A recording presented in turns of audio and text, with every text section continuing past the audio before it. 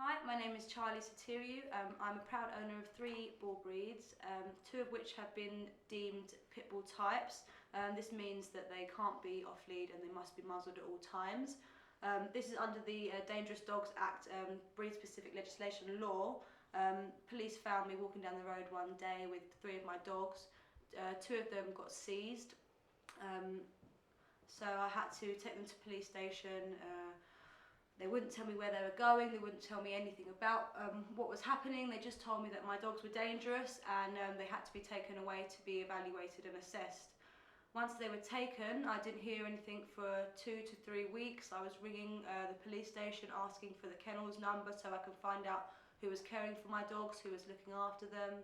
I had no response from anyone at all until maybe a month into it, where they rang me and told me that I was going to court. They were going to go to court for me, sorry, and they were going to evaluate whether my dogs were going to be come home or not.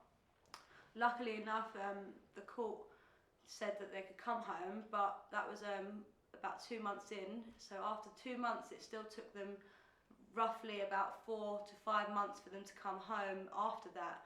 And I did question why, and it was because apparently the officer that was dealing with my case had said that he'd gone on holiday and passed the case on to someone else, who then put it at the bottom of their paperwork.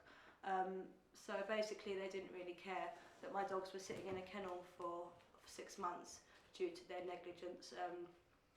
I didn't know anything about what was going on. No one told me how they were or if they were being cared for.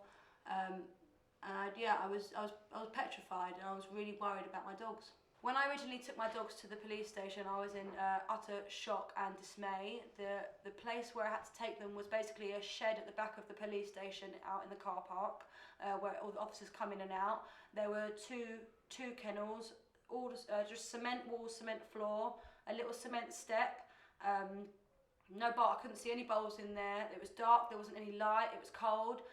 They had big gates where one of the officers actually refused to shut the gate because Boss was barking. He was literally barking at me, shouting at me, basically saying, "Why the hell are you putting me in here?"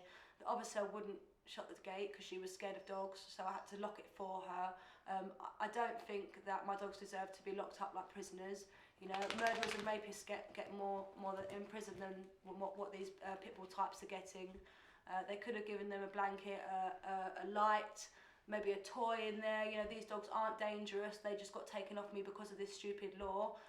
There's so many other people in the world that are teaching these dogs bad things and that are getting away with it because they're locking their dogs up in high-rise flats. They're not walking them, they're not educating them and on dog etiquette, on how to be good dogs. They're not treating them the way we should treat them, and this is why we're getting such a bad name for a lot of dogs and people like me, where we're trying to educate people and educate our dogs on how to be and how the world is. But you know, not a lot of people listen to us, and they type us as the people, as the same sort of people that buy these dogs for the bad reasons, like breeding or fighting or bait dogs. You know, Marley, one of my dogs, was originally a bait dog. That's why he's so timid now, and taking him into those kennels was the worst thing I could have done for his temperament. He came back scared, timid, aggressive, which took me another 6-7 months to correct again. Having my dogs back is brilliant, except for the part that obviously I get people looking at me and judging me because I have dogs with muzzles on. People move their kids out of the way when I walk past them, thinking that I've got aggressive dogs when I haven't. The dogs came back, you know, mine came back very skinny. He came back even more fearful than he did when he went away, as he had a hard start in life anyway.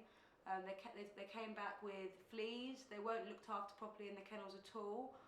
They definitely weren't walked or fed properly. And I find that they sort of judged me a bit as well. They resented me for what I did, because obviously I had to take them down there and put them into a cage in the police station and walk away from them, basically. It was the hardest thing I've had to do.